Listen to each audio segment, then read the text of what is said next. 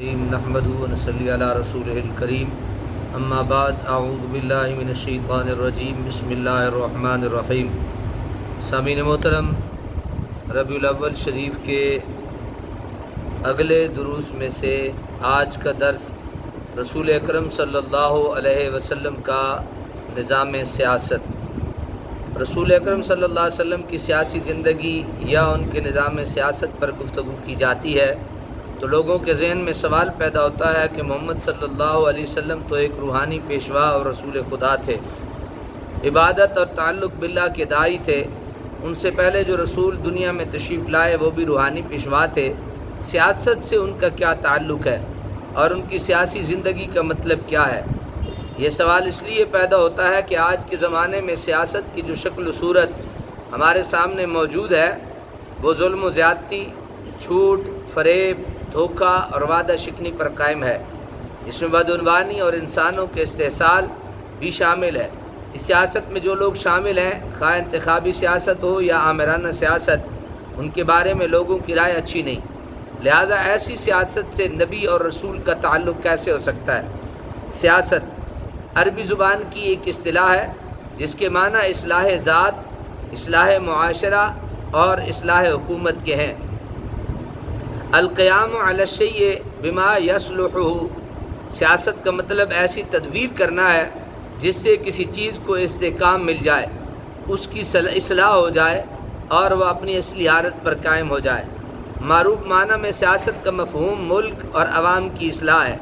چنانچہ نبی اکرم صلی اللہ علیہ وسلم نے فرمایا کہ بنی اسرائیل کی سیاست یعنی قیادت انبیاء فرماتے تھے، جب کوئی نبی انتقال کر جاتے تو ان کی جگہ دوسرے نبی آتے، اور میرے بعد کوئی نبی نہیں ہوگا، البتہ خلفاء ہوں گے۔ رسول اکرم صلی اللہ علیہ وسلم سے پہلے دنیا میں دو طرح کے مذاہب اور نظریے تھے۔ ایک تو یہ تھا کہ اگر آپ روحانیت چاہتے ہیں تو رہبانیت اختیار کریں، یعنی دنیا سے کنارہ کشی کریں، اور اگر آپ سیاست کو دیکھنا چاہتے ہیں تو ملوکیت کی طرف دیکھیں۔ چنانچہ حضرت عیسیٰ کی طرف یہ جملہ منسوب ہے کہ جو خدا کا ہے وہ خدا کو دو اور جو کیسر کا ہے وہ کیسر کو دو، یعنی خدا کے حقوق الگ تھے اور کیسر کے حقوق الگ تھے۔ یہ تقسیم خدا اور کیسر کے حقوق کے درمیان تھی، لیکن نبی اکرم صلی اللہ علیہ وسلم جب دنیا میں تشریف لائے تو آپ نے اس تفریق کو مٹایا اور دنیا کو یہ نظریہ حکومت دیا کہ انسان زمین کا مالک نہیں بلکہ امین ہے، کوئی چیز انسان کی ملکیت نہیں بلکہ ہر چیز اللہ تعالیٰ کی ملکیت ہے، انسان اس کا امانت دار ہے، اقتدار اعلیٰ اور حاکمیت مطلقہ صرف اللہ کے لیے ہے، باقی سارے انسان اس کے بندے اور غلام ہیں۔ اللہ نے آپ نے اللہ کا یہ پیغام انسانوں تک پہنچایا، وَهُوَ الَّذِي فِي السَّمَاءِ إِلَٰهٌ وَفِي الْأَرْضِ إِلَٰهٌ وَهُوَ الْحَكِيمُ الْعَلِيمُ۔ وہی خدا جو آسمان میں معبود ہے وہی زمین میں بھی معبود ہے اور وہ حکمت اور علم والا ہے۔ رسول اکرم صلی اللہ علیہ وسلم نے انسانوں کو حکومت سازی کا یہ نظریہ دیا، الا لہ الخلق والامر تبارک اللہ رب العالمین، کہ جس نے پیدا کیا اسی کی مخلوق پر حکم اسی کا چلے گا، بابرکت ہے اللہ تمام جہانوں کا رب۔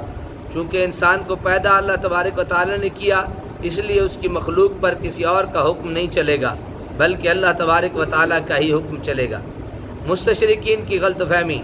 20ویں صدی میں مشہور برطانوی مستشرق نے 2 کتابیں لکھیں، پھر ان دونوں کتابوں کو ایک مجموعے کے نام سے شائع کیا۔ موصوف نے یہ فتنہ پھیلایا کہ محمد صلی اللہ علیہ وسلم نعوذ باللہ مکہ مکرمہ میں تو ایک داعی، ایک روحانی پیشوا اور ایک پیغامبر تھے، لیکن جب ہجرت کر کے مدینہ منورہ تشریف لے گئے تو وہاں نعوذ باللہ وہ ایک حکمران، ایک آمر تھے۔ یہ فتنہ انہوں نے اس لیے پھیلایا کہ ان کی تعلیم و تربیت میں مذہب اور سیاست کی دوئی شامل ہے۔ ان کے سامنے عیسائیت کی تاریخ ہے، وہاں خدا کا اقتدار و اختیار الگ الگ ہے، کیسر کا اقتدار و اختیار الگ ہے، اور دونوں ایک دوسرے کے حدود میں مداخلت نہیں کر سکتے۔ اسی تناظر میں وارٹ نے محمد صلی اللہ علیہ وسلم کی دعوت کو دیکھا۔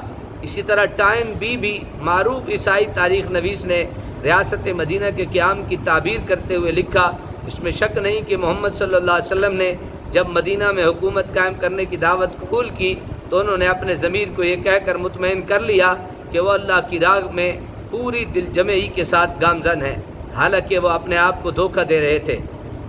اسی طرح ٹائن بھی کم فہمیوں اور بدترین تعصب کا شکار ہے، ہو کر رسول اکرم صلی اللہ علیہ وسلم کی حیات طیبہ اور قرآن عظیم کے پیغام کو ٹھیک ٹھیک سمجھنے میں ٹھوکر کھاتا ہے۔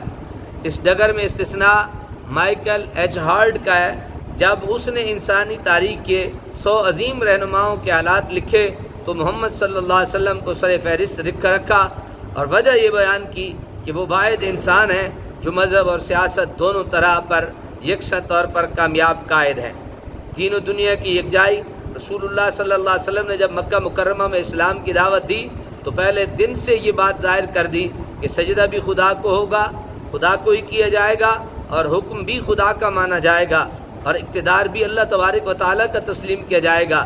جواب میں کفار نے آپ کی شدید مخالفت کی، پتھر برسائے، گالیاں دیں، جان لیوا حملے کیے، لیکن محمد صلی اللہ علیہ وسلم نے اپنی دعوت جاری رکھی۔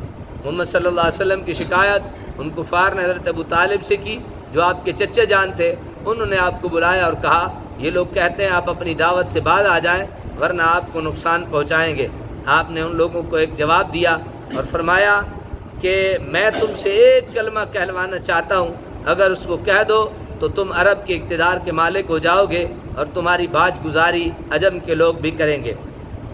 یعنی جو کلمہ میں تم سے کہلوانا چاہتا ہوں اس کلمے میں یہ قوت ہے کہ اس کے ذریعے اقتدار عرب کا ہو یا عجم کا، وہ تمہارے قبضے میں آ جائے گا۔ کفار کی نمائندگی ابو جہل کر رہا تھا۔ ابو جہل نے کہا اے بھتیجے، ایسا وہ کون سا کلمہ ہے جو تم ہم سے کہلوانا چاہتے ہو؟ ایسا ایک نہیں، ہم 10 کلمے کہنے کے لیے تیار ہیں۔ تب نبی اکرم صلی اللہ علیہ وسلم نے فرمایا کہو لا الہ الا اللہ، اور اس کے علاوہ تمام بتوں کی پرستش چھوڑ دو۔ کفار یہ سنتے ہی مشتعل ہو جائے۔ ابو جہل نے کہا اے محمد کیسی بات کرتے ہو، ہم لوگ متفرق بتوں کو پوجنے والے ہیں، کیا تم چاہتے ہو کہ ہم سارے دیوتاؤں کو چھوڑ کر ایک خدا کو مان لیں؟ یہ بڑی عجیب بات ہے۔